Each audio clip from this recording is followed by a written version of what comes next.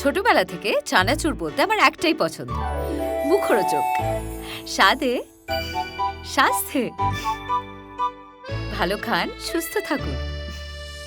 মুখরোচক, ভালোবাসার ৭৫ বছর।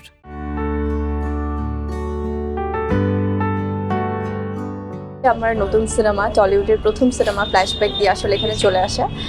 সিনেমা শুটিংয়ের প্রথমে দেখা হয়েছিল সবার সাথে, এবার শুটিং শেষ করে আবারও দেখা হলো। সামনে আরও দেখা হবে, যেহেতু প্রমোশনাল সব প্রোগ্রামগুলো আমরা স্টার্ট করব।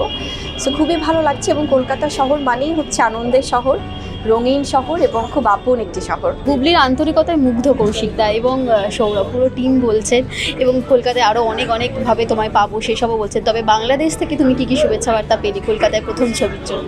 বাংলাদেশের আসলে আমি বলবো, আমার যারা এই প্রিয় মানুষরা যারা আছেন ওখানে, যারা আমার সম্মানিত যারা জার্নালিস্টরা আছেন, স্পেশালি তাদের সাথেই তো বেশি দেখা হয় আমাদের কাজের পারপাসে।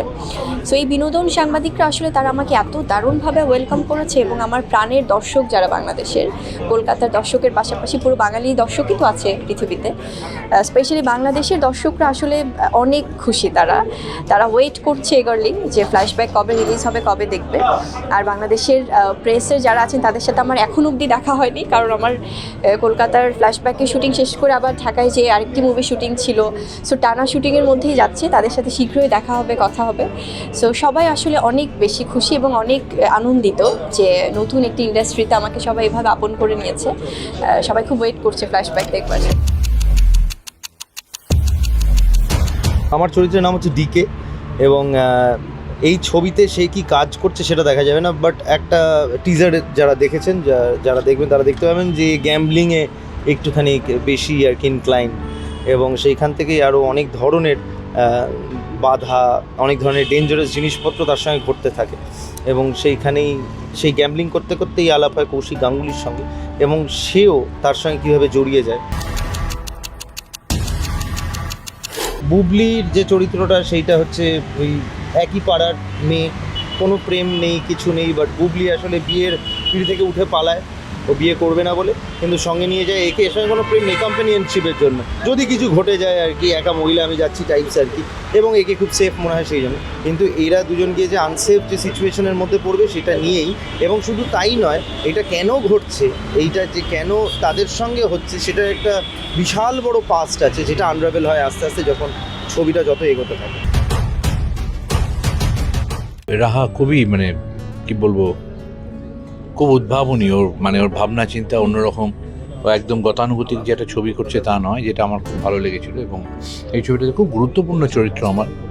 আর বুবলির সাথে তো আমি কখনো কাজ করিনি, ইনফ্যাক্ট আমার আনফর্চুনেটলি ওর কাজ দেখাও হয়নি কখনো, কিন্তু বাংলাদেশের খুব বড় বিখ্যাত অভিনেত্রী, এবং ওর খুব সুনাম।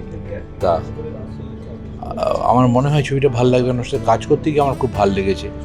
আর এদের আমি আগে জয়ার সাথে কাজ করেছি, এবারে বুবলির সাথে কাজ করে, মাঝখানে তাসনিয়ার সাথেও কাজ করেছিলাম। কাজে এটা আমার বাংলাদেশের অভিনেত্রীদের সাথে হ্যাট্রিক। হ্যাঁ, এবং সৌজন্য বোধ আমাদের সত্যি সত্যি খুব মুগ্ধ করে। ওরা যে সুন্দরভাবে আমাদের, আমি খুব সম্মানিত বুবলির সাথে কাজ করে, যে ভালোবাসা এবং সম্মানও দেখিয়েছে, সেটা আমার দারুণ লেগেছে এবং খুব ভালো লেগেছে। খুব মনোযোগ দিয়ে, খুব ঠান্ডার মধ্যে খুব কষ্ট করে শুটিং করেছি, এবং আমরা যখন লাভাতে শুটিং করছিলাম সেদিকে 2 না 3 কত টেম্পারেচার আমি জানি না, কিন্তু ওখানকার উপযুক্ত কস্টিউম পড়েছিল না বুবলি। কাজে ওকে একটা মুখ বন্ধ করে, আমার নিজেরই কষ্ট লাগছিল ওর কথা দেখে, আমার তো প্রচণ্ড কষ্ট হচ্ছিল, কিন্তু ওর যে কী অবস্থা হচ্ছিল সেটা ওই জানে একমাত্র। তাই সেই পরিশ্রম করে অনেকক্ষণের শুটিং সেগুলো করা, এবং সেটা খুব ভালো। তার সাথে সৌরভ ছিল, সৌরভ খুব ভালো টিম ম্যান, এবং সৌরভ এত জমিয়ে রাখতো সবাইকে, আমাদের পরিশ্রম সবসময় গায়ে লাগেনি।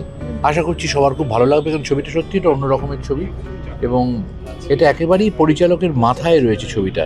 এটা অভিনেতারা বলতে পারবেন না ছবিটা কী চেহারা নেবে, ছবিটা কীরমভাবেও ভেবেছে, কারণ অনেকগুলো গ্লিমসেস, অনেকগুলো ছোটো ছোটো মুহূর্ত জুড়ে একটা ভাবনা তৈরি হবে, সেটা একমাত্র কিন্তু রাহাই জানে, এবং ওই জানে যে কীভাবে ছবিটা কোন চেহারা নেবে এবং কোন জায়গায় পৌঁছবে।